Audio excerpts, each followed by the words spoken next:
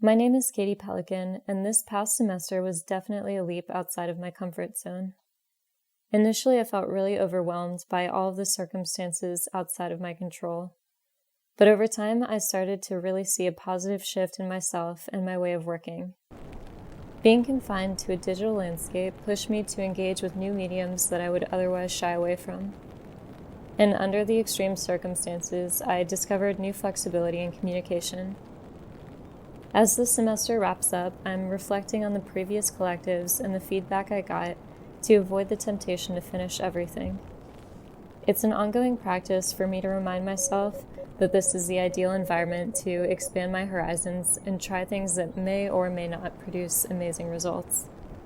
Sometimes it can be intimidating, but I really feel like I've gained trust in myself and new confidence in my work because I discovered that I am capable of being more patient with my ideas as they develop and more curious and brave with my process.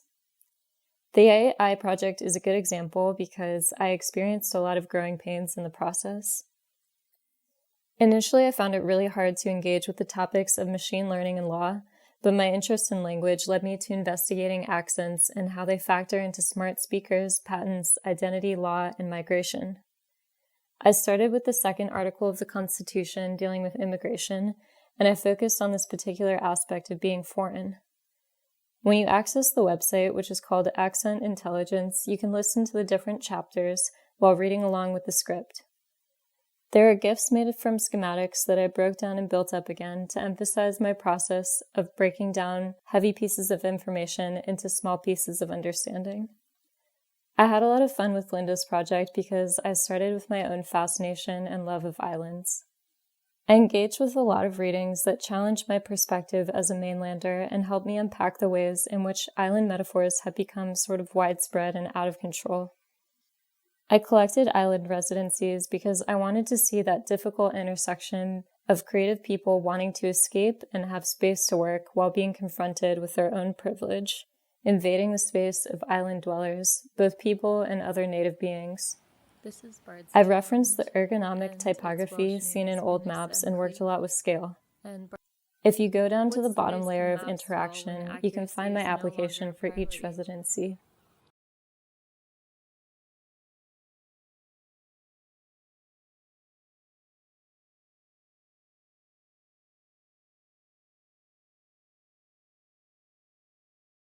The island-going residency takes place at sea and on land, around an island chain off the west coast of Scotland. St. Kilda is an archipelago and one. For Ruben's project, I collaborated with Yenny and Nelika to investigate a vulnerable group of the homeless population in The Hague. We quickly discovered the missing data for women who find themselves pregnant and in unstable living situations. Yenny went undercover to email student housing groups as the boyfriend of a pregnant student. This project was very journalistic because we were very determined to find out why these women fall through the cracks in the system.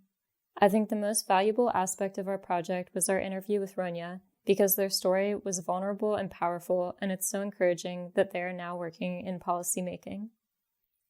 Rocha's optional project was a bigger challenge than I anticipated, but ended up being one of my favorites. I focused on the commenting with non-humans from the perspective of interacting with non-human animals. The first part of the class really tested my reflective writing skills, but it was empowering to sort of stand up against another author's opinion. For the animated poster, I really pushed myself to use After Effects even though I had no prior experience, and I'm glad I persevered.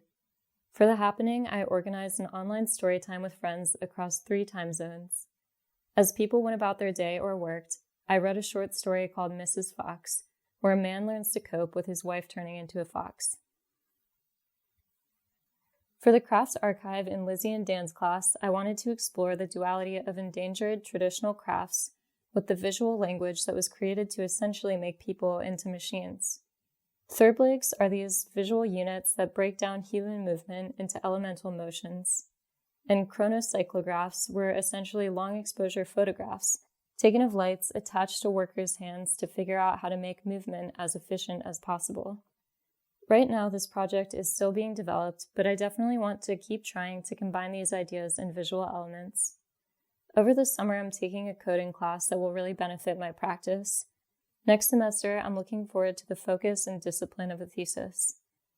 I will continue to increase my awareness of the systems of power at play.